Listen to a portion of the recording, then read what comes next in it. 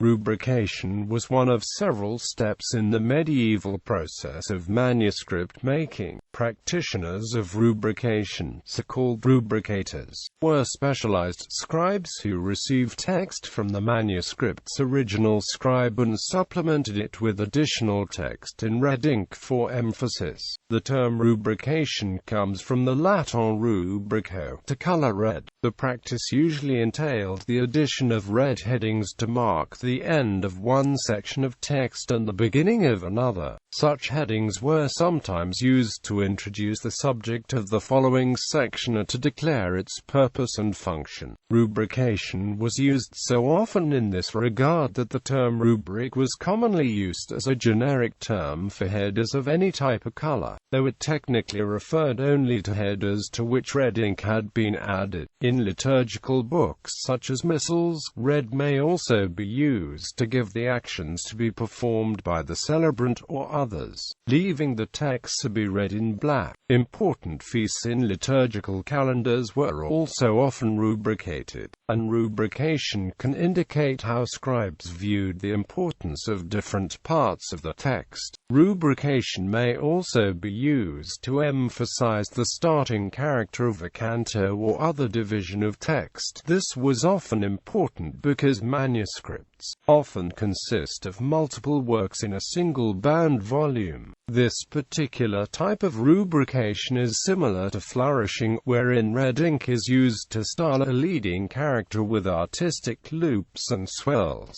However, this process is far less elaborate than illumination, in which detailed pictures are incorporated into the manuscript, often set in thin sheets of gold to give the appearance of light within the text. Quite commonly, the manuscript's initial scribe will provide notes to the rubricator in the form of annotations made in the margins of the text. Such notes were effectively indications to rubricate here or add rubric. In many other cases, the initial scribe also held the position of rubricator, and so he applied rubrication as needed without the use of annotations. This is important, as a scribe's annotations to the rubricator can be used along with codicology to establish a manuscript's history or provenance. Later medieval practitioners extended the practice of rubrication to include the use of other colors of ink besides red. Most often, alternative colors included blue and green. After the introduction of movable type printing, readers continued to expect rubrication, which might be done by hand, if there were few rubrics to add, or by a separate print using a red ink form, later the normal method. The great majority of incunables did not issue from the press in a finished state. Hardly any incunable was considered finished by its printer, suggesting that hand rubrication provided a sense of legitimacy to the efforts of early printers and the works.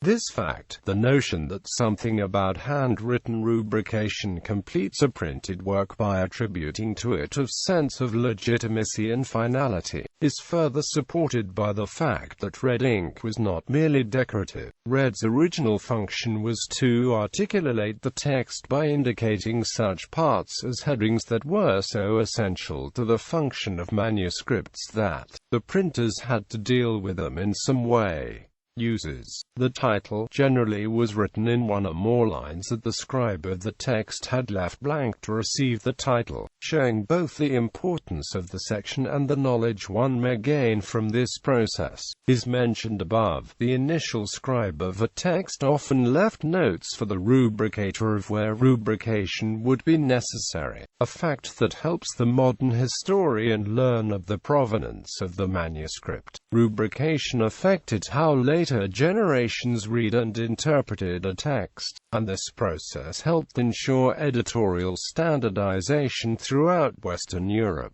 The recipe for the red ink is given in Theophilus' versus Artibus. To prepare white flake, get some sheets of lead beaten out thin. Place them dry in a hollow piece of wood and pour in some warm vinegar or urine to cover them. Then, after a month, take off the cover and remove whatever white there is, and again replace it as at first. When you have a sufficient amount and you wish to make red lead from it, grind this flake white on a stone without water. Then put it into 3 new pots and place it over a burning fire. You have a slender curved iron rod, fitted at one end in a wooden handle and broad at the top, and with this you can stir and mix this flake white from time to time. You do this for a long time until the red lead becomes visible. The process took a long time to complete, but was cheap and used common materials. The white material is lead carbonate and the red material is lead oxide.